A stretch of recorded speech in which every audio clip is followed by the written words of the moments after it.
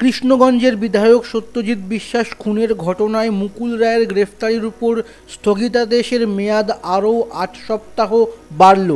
মঙ্গলবারের শুনানিতে জানিয়ে দিল হাইকোর্ট। তবে নদিয়াতে মুকুল রায়ের ঢোকার উপর নিষেধাজ্ঞা জারি হয়েছে।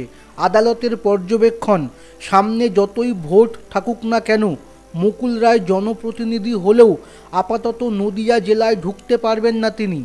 এদিন একথা স্পষ্ট জানিয়ে দিল হাইকোর্টের বিচারপতি জয়মাল্য বাগচি ও বিচারপতি মনোজিৎ মণ্ডলের ডিভিশন বেঞ্চ।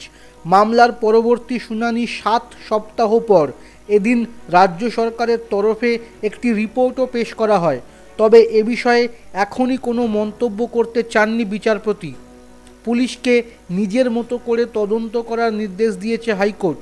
প্রসঙ্গত, গত ১২ই ফেব্রুয়ারি এই মামলায় আগাম জামিনের আবেদন জানিয়ে হাইকোর্টের দ্বারস্থ হন মুকুল রায়। মুকুল রায়ের দাবি, ঘটনাস্থলে সেদিন আমি ছিলামই না, কিভাবে আমার নাম তাতে জড়িয়ে গেল? এটা চক্রান্ত।